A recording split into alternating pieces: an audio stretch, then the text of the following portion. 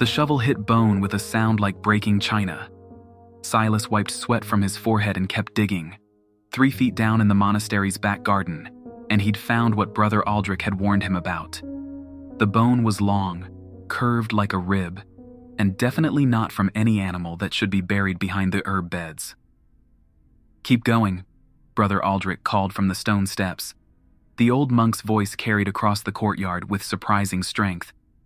"All of it has to come up before Vespers."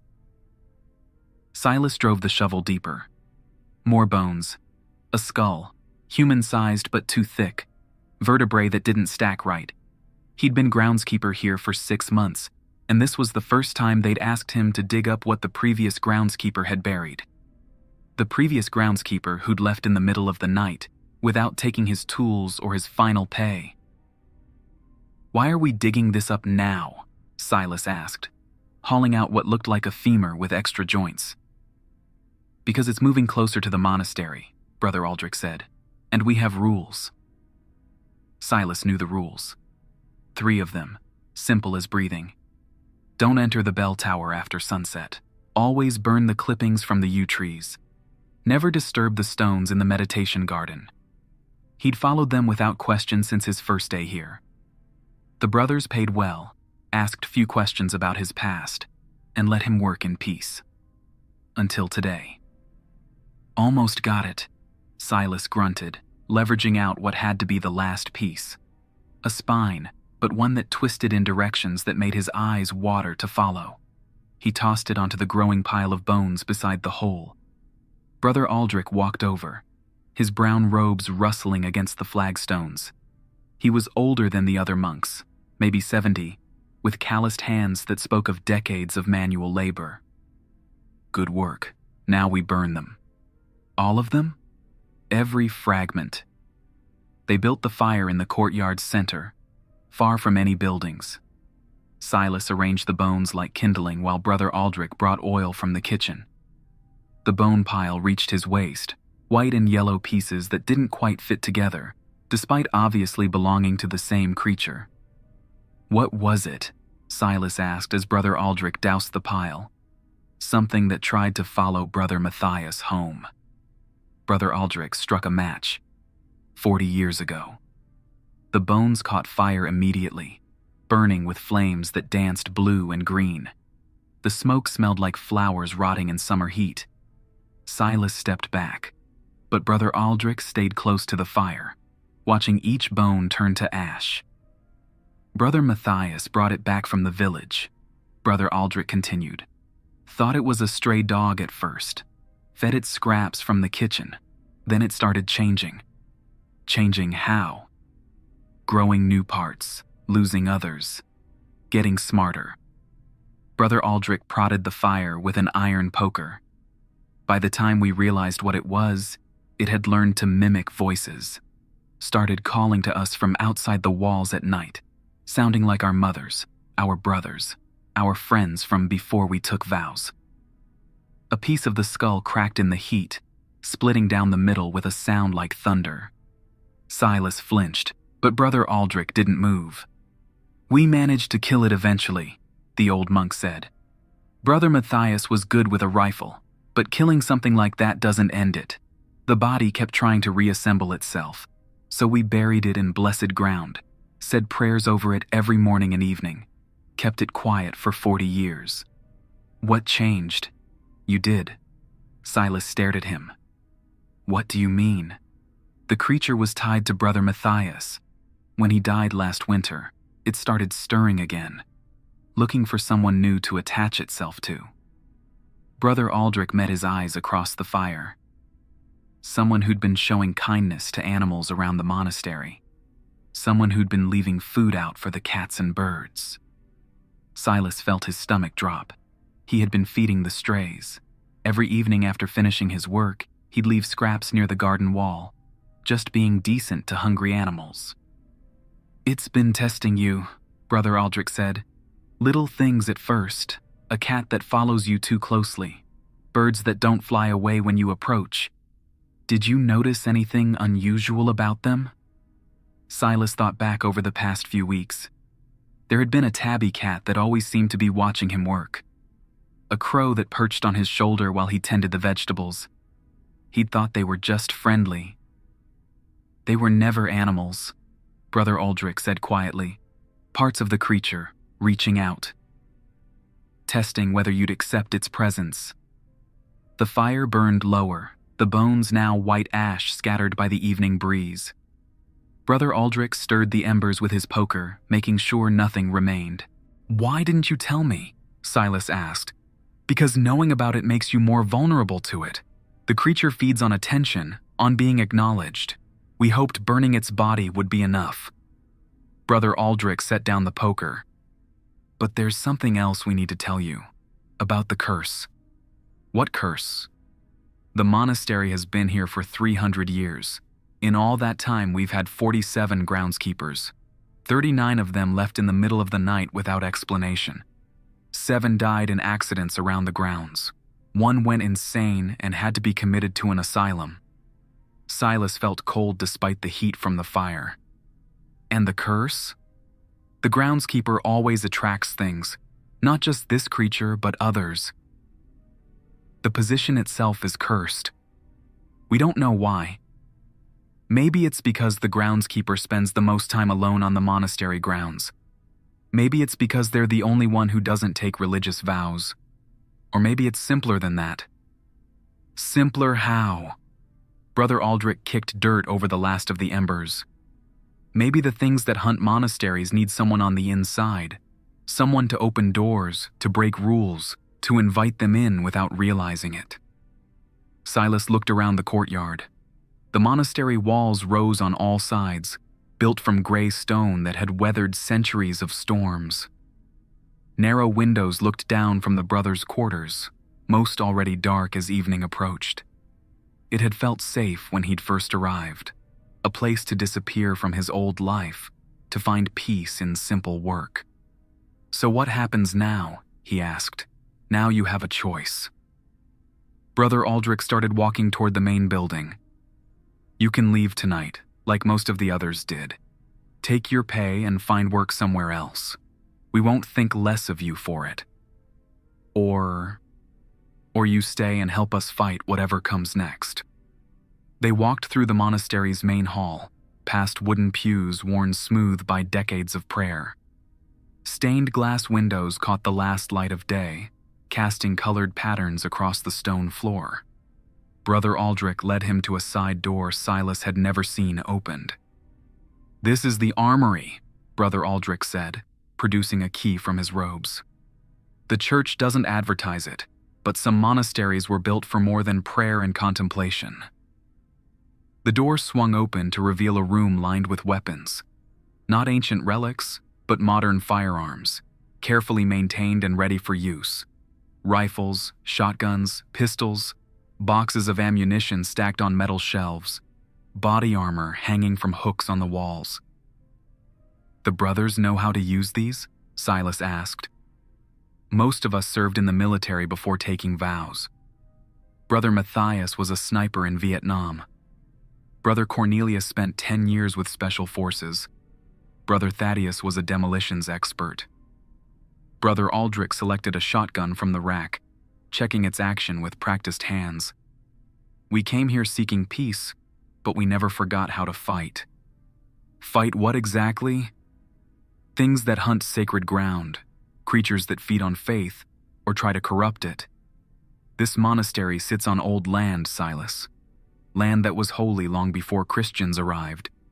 That draws attention." Brother Aldrich handed him the shotgun. It felt solid in his hands, well-balanced and clean. "The ammunition is specially prepared. Blessed salt mixed with iron filings. It won't kill everything, but it'll stop most creatures long enough for us to use more permanent solutions." "More permanent solutions?" "Fire usually works.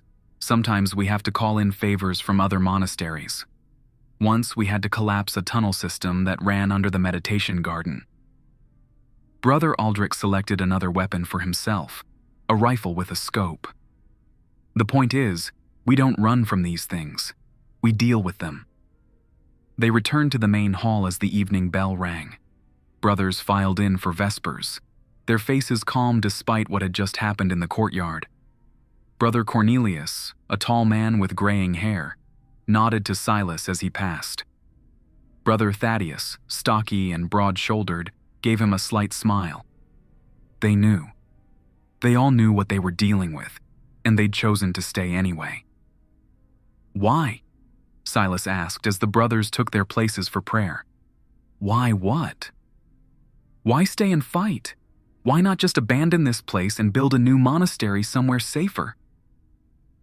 Brother Aldrich considered the question as the evening prayers began. The brothers' voices rose in harmony, Latin words echoing off stone walls. Because running doesn't solve the problem, it just moves it somewhere else. And because some things are worth protecting, even if it costs lives, especially then. After prayers, Brother Aldrich showed Silas to a new room.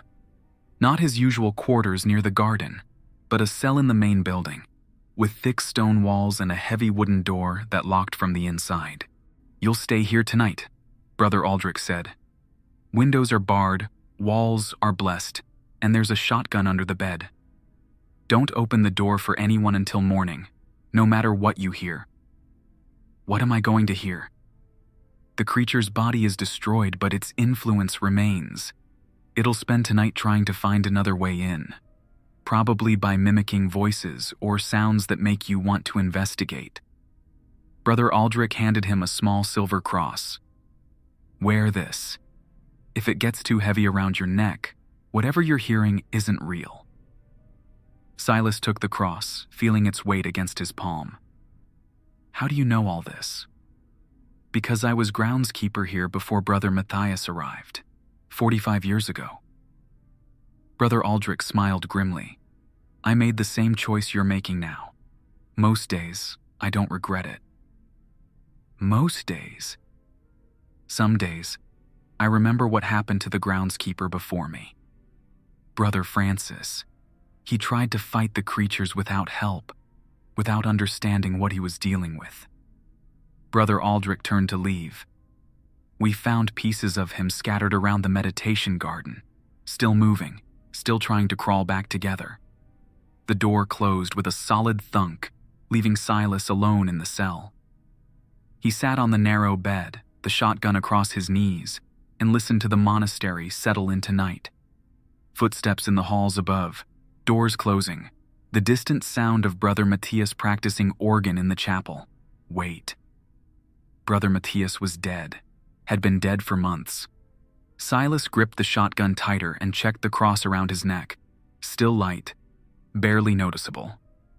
So either the organ music was real, or whatever was making it had found a way past the blessed walls. He decided not to investigate. The music continued for an hour, familiar hymns played with skill and passion. Then it stopped, replaced by silence so complete he could hear his own heartbeat. No wind outside, no settling timbers, no small sounds of life in the walls. Something scratched at his door. Silas raised the shotgun, finger on the trigger. The scratching continued, rhythmic and patient, like claws on wood, but also like fingernails. Human fingernails. "Silas?" A voice from outside, muffled by the door. "Are you awake?" Brother Aldrich's voice. But Brother Aldrich had told him not to open the door for anyone. "I know you're in there," the voice continued. "I can hear you breathing. We need to talk." Silas checked the cross, still light. "There's been a development," Brother Aldrich's voice said. "About the creature. We found something in the ashes that changes everything." The cross grew heavier against his chest. "Please, Silas. Lives are at stake." The cross was pulling down now, the chain cutting into his neck. Whatever was outside his door, it wasn't Brother Aldrich. Silas stayed silent, shotgun ready, and waited for whatever came next. The scratching stopped. The voice fell silent. For a moment, he thought it was over. Then something began pounding on the door, not with fists, but with what sounded like rocks, heavy impacts that made the wooden door shudder in its frame. The pounding grew faster, more frantic, as if whatever was outside was running out of time. Silas retreated to the far corner of the cell, keeping the shotgun trained on the door. The pounding continued for 10 minutes, then stopped as suddenly as it had begun. In the silence that followed, he heard Brother Aldrich's real voice from somewhere deeper in the monastery. Calm, steady, saying evening prayers with the other brothers, not panicked, not urgent, just the normal rhythm of monastic life. Whatever had been at his door, it was gone now. Silas spent the rest of the night awake, watching the door, listening to the monastery's genuine sounds return one by one.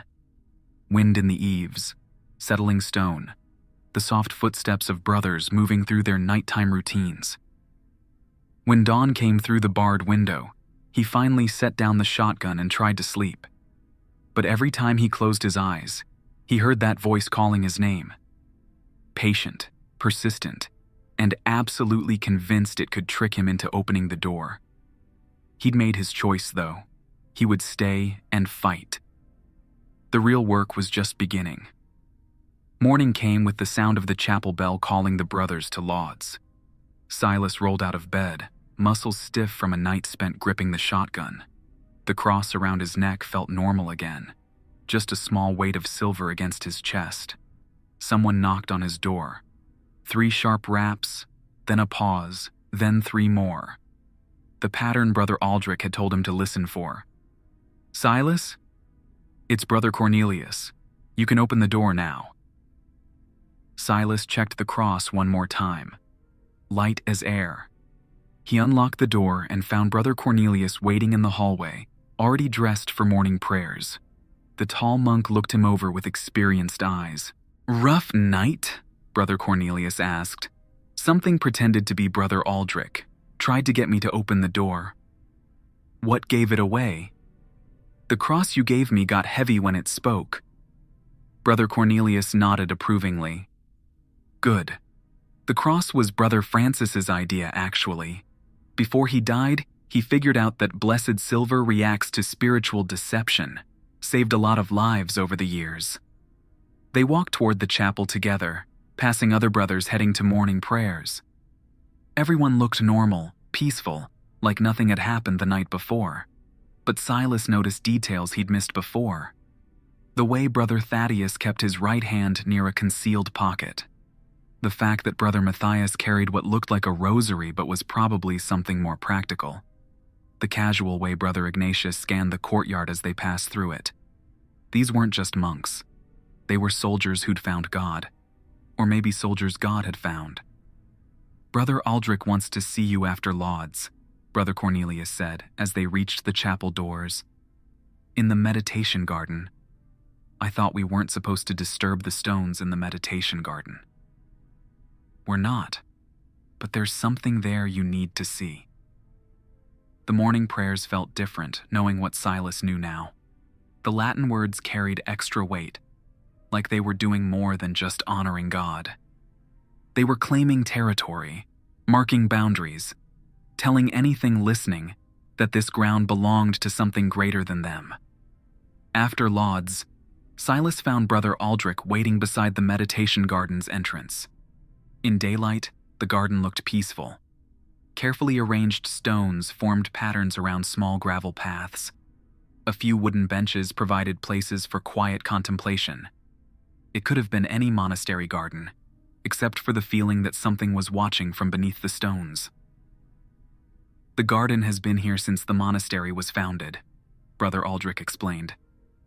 "Built over much older stones that were already sacred to people who lived here before us. We maintain it, but we don't change it." "What's under there?" "No one knows for certain, but sometimes, on quiet nights, you can hear movement, like something very large shifting around below the gravel." Brother Aldrich pointed to a section near the garden's center. 3 weeks ago, that area started sinking.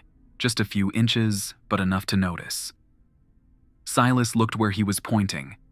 The stones there sat lower than the ones around them, creating a subtle depression in the otherwise level surface. "We think the creature's death destabilized something underneath. Brother Aldrich continued, like it was holding something else in place. Something else? Something bigger. A chill ran through the morning air despite the bright sunshine. Silas looked around the monastery walls, suddenly feeling how isolated they were. Miles from the nearest town, surrounded by forests that seemed to stretch forever. If something went wrong here, no one would hear them scream. "That's why we need you to stay," Brother Aldrich said. "Not just because you're good at the work, but because you've already been touched by these forces. Like it or not, you're part of this now. Walking away won't change that." "What do you mean?" "The creature marked you when it started testing you. That mark doesn't fade just because you leave this place. Wherever you go, other things will sense it. They'll come looking for you, and they won't care who gets hurt in the process." Silas thought about his sister in Chicago, his few friends scattered across the country, people who had no idea what they might be dealing with if something followed him home. "So I stay and fight, or I put everyone I care about in danger. That's about the size of it, yes." Brother Aldrich turned to leave, then stopped. "There's one more thing. About the rules we follow here. You need to understand that they're not just guidelines.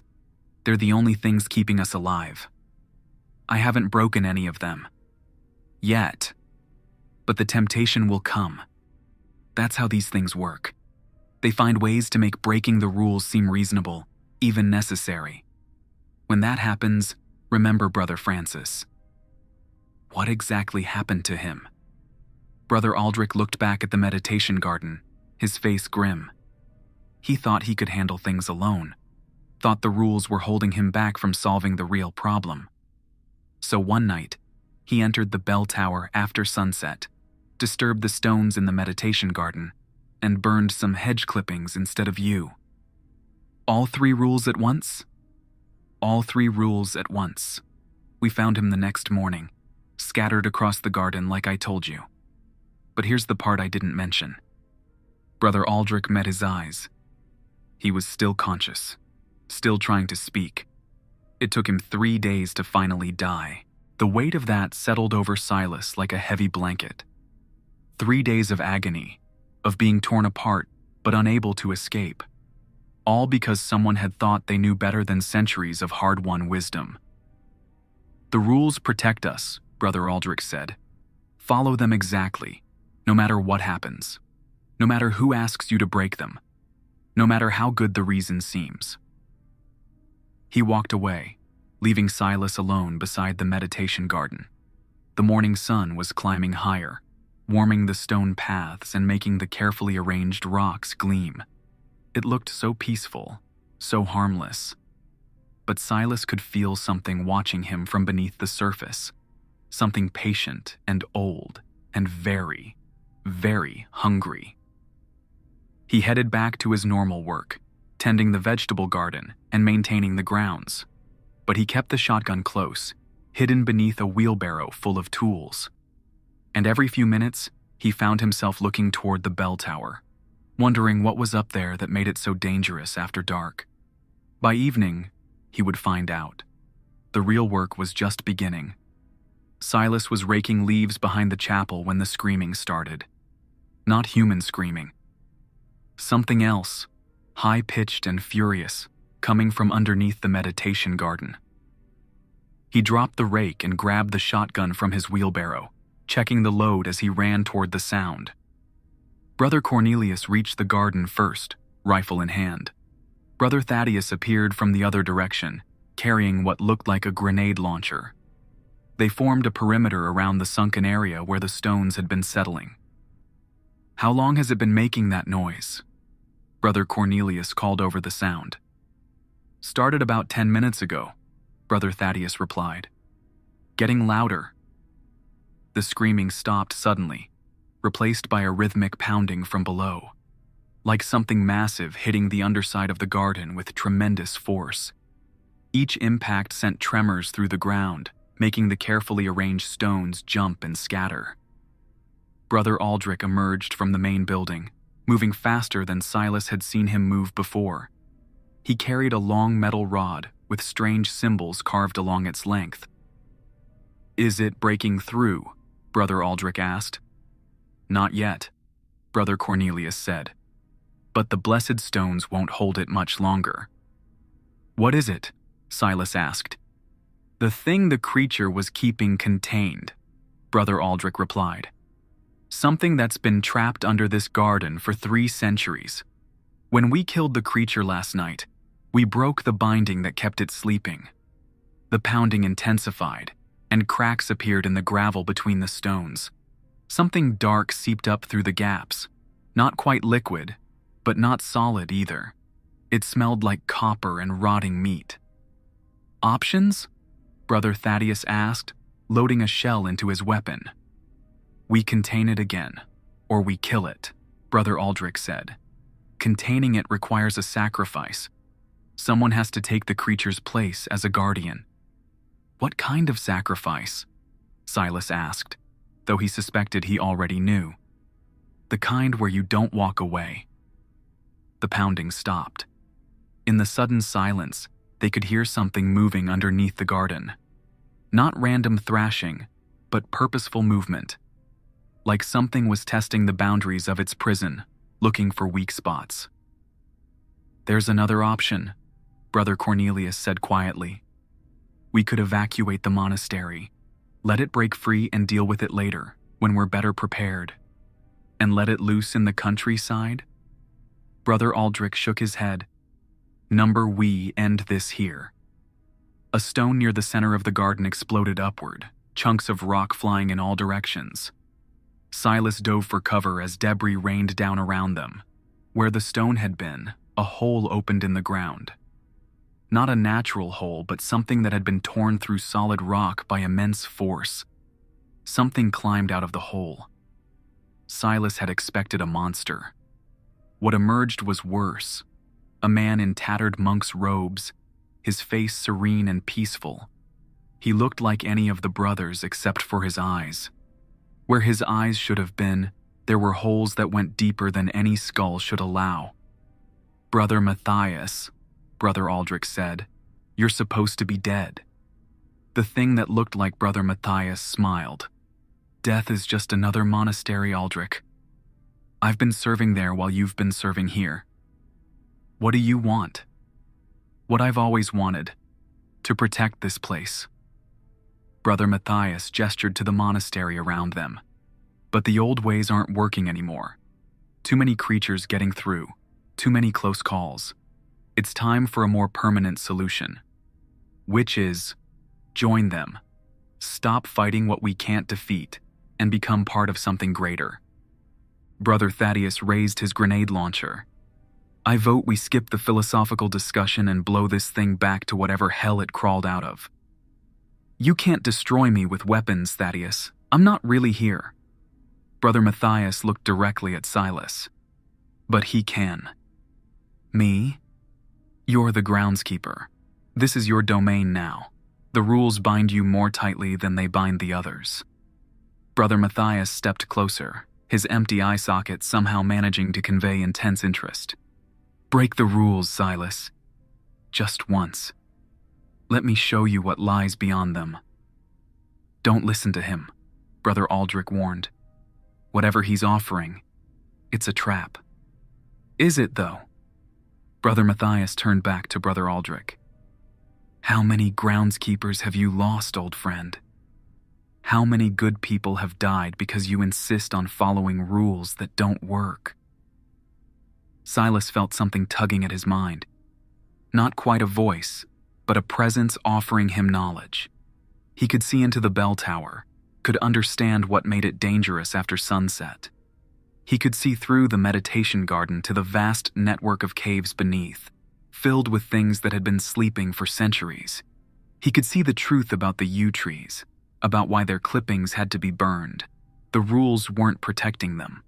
They were protecting everything else from what lived in the monastery.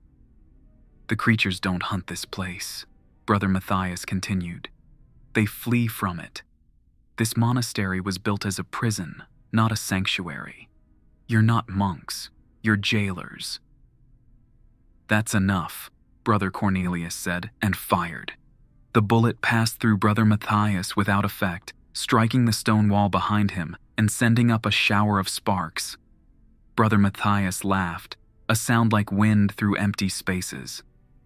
You see? You can't fight what you don't understand.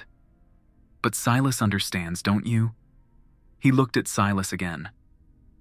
You can feel it calling to you. The bell tower. Go there tonight after sunset. Ring the bell 3 times and I'll show you the truth about this place. Don't, Brother Aldrich said urgently. Whatever you're seeing, whatever it's showing you, it's a lie. But Silas could feel the truth of it. The monastery was wrong, built on something that should have been left alone. The brothers weren't protecting anyone. They were guards in a prison that was slowly falling apart, and the inmates were getting restless. I need to think, Silas said. Think quickly, Brother Thaddeus said, pointing to the hole in the garden.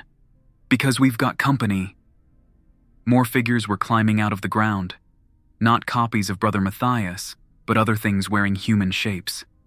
Some looked like former groundskeepers, others like visitors who'd never left the monastery. All of them had the same empty eye sockets, the same serene smiles. They're not real, Brother Aldrich said. Projections, memories given form, don't let them touch you. The figures spread out across the courtyard, moving with purpose. One that looked like a young man in work clothes approached Silas.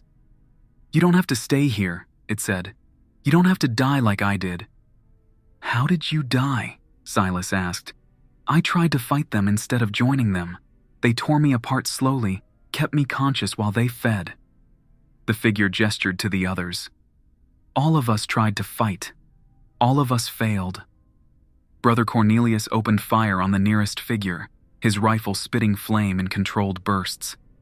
The bullets passed through without effect, but the figures backed away from the muzzle flashes.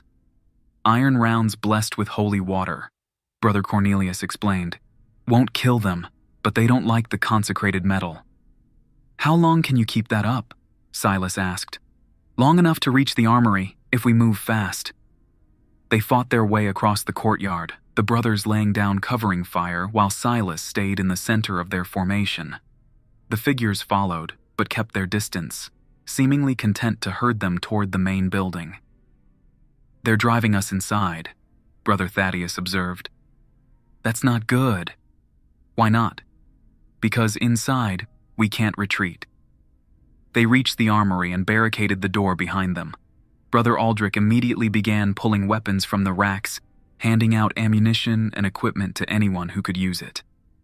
What's the plan? Silas asked, accepting a bandolier of shells for his shotgun. We hold out until dawn, Brother Aldrich said. These things draw power from the darkness. When the sun comes up, they'll weaken enough for us to fight back effectively. That's 8 hours away. Then we'd better get comfortable. A sound echoed through the monastery, deep, resonant, coming from the direction of the bell tower. Not the normal evening bell, but something else. Something that seemed to vibrate in Silas's bones.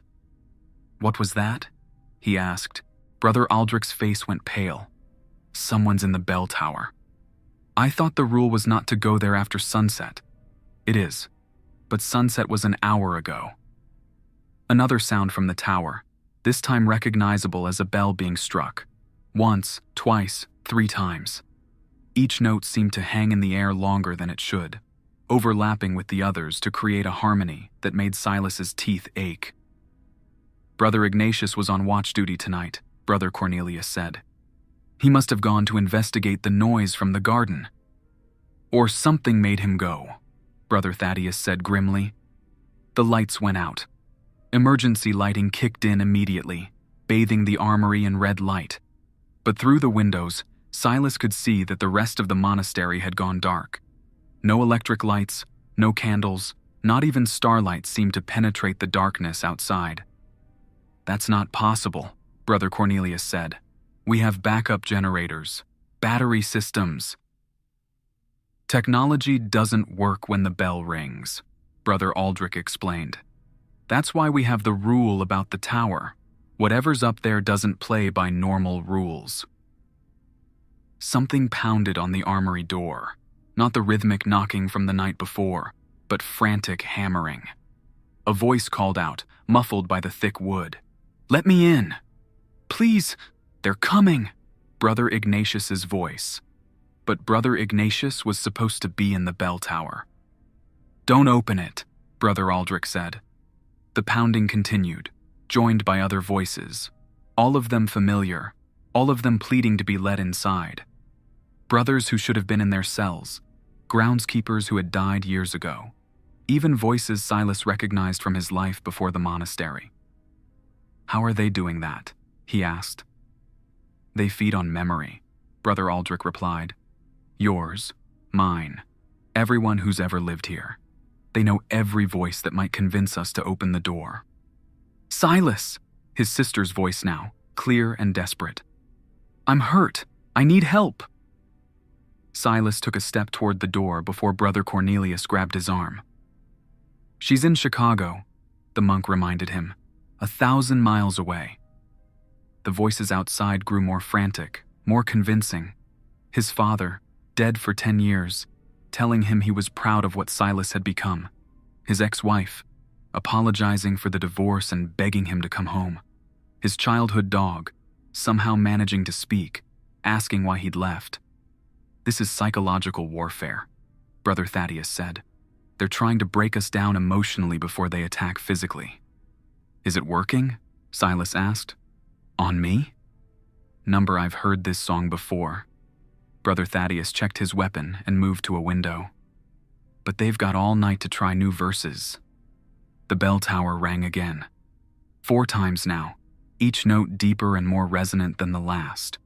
With each ring, the voices outside grew clearer, more real. Silas could hear breathing, footsteps, even the sound of his sister crying. "What happens if someone actually opens the door?" he asked. "Find out in about 30 seconds, Brother Cornelius said, pointing to the door. The heavy wooden barrier was beginning to crack down the middle, not from the pounding outside, but from some kind of internal pressure, like something was growing inside the wood itself, splitting it apart from within. "That's new," Brother Aldrich muttered. "Plan B?" Brother Thaddeus asked. "We fight our way to the bell tower and stop whoever's ringing that bell, through an army of creatures that can't be killed by conventional weapons. You have a better idea?" Brother Thaddeus grinned, hefting his grenade launcher. "Actually, I do." He aimed at the far wall of the armory and fired. The explosion blew out a section of stone wall, creating a hole large enough to crawl through. Cold air rushed in from outside, carrying the sound of voices crying for help. "Alternative exit," Brother Thaddeus explained, loading another round. "Sometimes the direct approach is the only approach." They climbed through the hole into the monastery's herb garden. The darkness outside was absolute, but their tactical lights cut through it enough to see a few feet ahead. The figures that had been pounding on the armory door were nowhere to be seen. "Where did they go?" Silas asked. "Probably repositioning," Brother Cornelius said. "They know we're mobile now." Brother Aldrich led them along the wall toward the bell tower, moving in single file with weapons ready. The tower loomed above them, a black spire against the starless sky. Light flickered in the uppermost windows, orange and red like firelight. "Who do you think is up there?" Silas asked. "Does it matter?" Brother Aldrich replied. "Whoever it is, they're breaking the rules. That makes them our problem." They reached the base of the tower without incident. The door stood open, hanging from broken hinges. Scratch marks covered the wood, deep gouges that looked like they'd been made by claws the size of railroad spikes. "Brother Ignatius definitely didn't do that," Brother Cornelius observed. "No, but something wanted us to think he did," Brother Aldrich said. He shined his light up the spiral staircase that led to the bell chamber. "Single file, watch for traps. If something jumps out, hit the deck and let whoever's behind you handle it." They climbed in silence, weapons ready.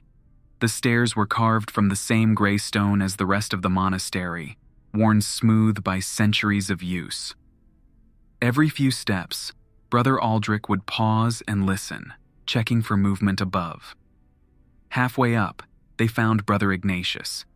He sat on a landing, back against the wall, staring at something only he could see. His eyes tracked movement that wasn't there, and his lips moved in a constant stream of silent conversation. When Brother Aldrich knelt beside him, Brother Ignatius didn't respond. "Is he hurt?" Silas asked. "Mentally, yes. Physically, he seems fine." Brother Aldrich checked Brother Ignatius's pulse, then lifted one of his eyelids. Pupils are dilated, but reactive. He's seen something that broke his ability to process reality. What could do that? Whatever's in the bell chamber. They left Brother Ignatius on the landing and continued climbing. The sound of the bell grew louder with each step, but it wasn't the familiar bronze tone of the monastery's normal bell.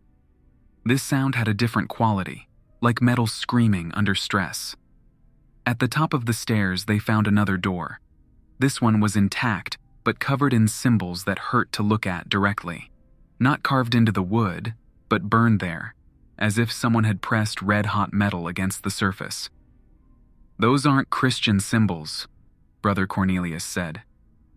"No, they're much older than that," Brother Aldrich replied. "Pre-Roman, probably. The people who lived here before us knew things we've forgotten." Brother Thaddeus examined the door frame. "It's not locked. Just pull it open and go in shooting." "That's the plan." Brother Thaddeus yanked the door open and dove to one side. Brother Cornelius and Brother Aldrich followed, sweeping the chamber with their weapons. Silas brought up the rear, shotgun ready. The bell chamber was larger than it should have been. Not physically, but somehow, like looking into a room through the wrong end of a telescope. The monastery's bronze bell hung in the center, but it wasn't moving. The sound was coming from something else. A second bell hung beside the first, made from what looked like black glass. It swayed back and forth without anyone touching it, ringing out notes that seemed to bypass the ears and strike directly at the brain. Each time it rang, reality twisted slightly around the edges. "Where did that come from?" Silas asked. "It's always been here," said a voice from the far side of the chamber, hidden behind the real bell, waiting for someone to notice it. Brother Ignatius stepped into view, not the broken man they'd left on the landing, but a different version. This one moved with confidence, his eyes bright and alert. He wore the same robes, but they seemed cleaner, newer. "You're not Brother Ignatius," Brother Aldrich said. "I'm what Brother Ignatius could have been if he'd accepted the truth instead of fighting it." The false monk gestured to the black bell. "This monastery was built to contain things, yes, but not to keep them imprisoned, to keep them safe." Safe from what? From the world outside, from people who would destroy them out of fear and ignorance. The false Brother Ignatius smiled. "The creatures you've been fighting aren't trying to escape. They're trying to protect themselves from what's coming." The black bell rang again, and Silas felt something shift in his understanding. He could see the monastery as it really was. Not a prison, but a sanctuary. The things in the caves below weren't monsters, but refugees. The rules weren't meant to contain them, but to preserve the balance that let them coexist with the human world. "That's why the groundskeeper position is cursed," the false monk continued, "because the groundskeeper is the bridge between the two worlds, the person who decides whether to maintain the balance or break it." "And if I break it?" Silas asked. "Then the creatures will be forced to defend themselves, and humanity will lose." Brother Aldrich grabbed Silas's shoulder. "Don't listen to him. Remember, Brother Francis. Remember what happened when someone tried to break the rules." But Silas could see Brother Francis now, could understand what had really happened to him. He hadn't been torn apart by monsters. He'd been transformed, made into something that could exist in both worlds. The screaming they'd heard from his scattered pieces hadn't been pain, but joy. The joy of finally understanding. "Join us," the false brother Ignatius said. "Take your place as the guardian this monastery needs.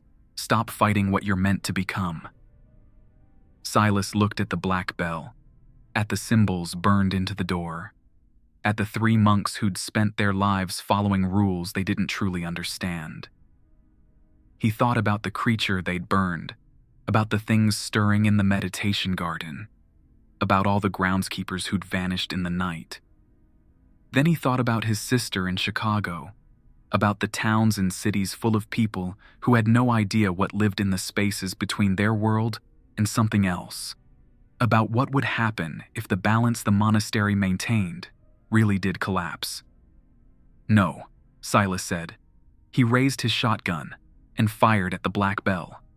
The blessed salt and iron rounds struck the glass surface and exploded in a shower of sparks. The bell cracked, then shattered, pieces falling to the chamber floor like drops of frozen night.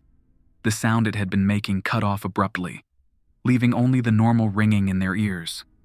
The false brother Ignatius screamed, his form becoming transparent and then fading entirely. The chamber snapped back to its normal size, leaving only the original bronze bell hanging in the center. "Well," Brother Thaddeus said, "that was easier than expected." "It's not over," Brother Aldrich warned. "Breaking the bell just stopped the immediate threat. We still have to deal with whatever's stirring in the meditation garden." They climbed back down the tower stairs, collected the real Brother Ignatius from the landing, and made their way back to the armory. The monastery's lights had come back on, and the voices calling from outside had fallen silent. In the meditation garden, the hole that had opened during their fight was closing. Not naturally, but like a wound healing. The stones were sliding back into their proper positions, guided by some force that worked without human hands. The bell was keeping it open, Brother Cornelius observed. Breaking the bell let the natural barriers reassert themselves. "So it's contained again?" Silas asked. "For now, but the balance is still fragile. It'll take time for the barriers to fully strengthen." Brother Aldrich looked at him seriously. "That's why we need a groundskeeper who understands what he's protecting." "And if I leave?" "Then the next person we hire will go through the same trials you just went through, and maybe they won't make the right choice." Silas looked around the monastery grounds. In the morning light, everything seemed normal again, peaceful, like a place where good people could find refuge from a world that had become too complex and too dangerous. But now he knew the truth. This wasn't a refuge, it was a fortress, and he was being asked to stand guard on the walls. "The curse on the groundskeeper position," he said. "What is it really?" "The burden of choice," Brother Aldrich replied. "Every groundskeeper eventually reaches a moment where they have to decide between their own safety and the safety of everyone else. Most choose themselves. They leave in the night, or they try to change the rules, or they convince themselves that they know better than centuries of experience. And the ones who choose everyone else? They become part of the monastery's defenses, like Brother Francis did, in his own way, like I did, 45 years ago." Brother Aldrich smiled grimly. "Like you just did." "What do you mean?" "You could have listened to the false monk. You could have broken the rules and transformed into something that could live in both worlds. Instead, you chose to remain human and protect other humans." Brother Aldrich placed a hand on his shoulder. "That choice binds you to this place more surely than any chain." Silas felt the weight of that binding settle over him. Not oppressive, but solid, like putting on armor that fit perfectly. "So I'm stuck here." "No, you're home here. There's a difference." Brother Cornelius and Brother Thaddeus began cleaning up the debris from their fight, working with the efficient movements of men who'd done this before. Brother Ignatius sat on a bench in the courtyard, slowly recovering from whatever he'd seen in the bell tower. "What happens now?" Silas asked. "Now you learn the rest of your job," Brother Aldrich said. "The groundskeeper does more than maintain the gardens and fix broken tools. You become the monastery's early warning system, its first line of defense against things that don't belong in either world. And the monks? We continue doing what we've always done. We pray, we study, we prepare for the next time something tries to break through." Brother Aldrich started walking toward the main building. "But mostly, we trust that the groundskeeper will keep us safe." Silas spent the rest of that day repairing the damage from their fight. He filled in the hole in the meditation garden, reset the displaced stones, and cleaned up the debris from Brother Thaddeus's improvised exit. Normal work, the kind he'd been doing since he arrived at the monastery. But now he understood what he was really doing. Every stone he placed correctly helped maintain the barriers that kept two worlds separate. Every rule he followed helped preserve a balance that had taken centuries to establish.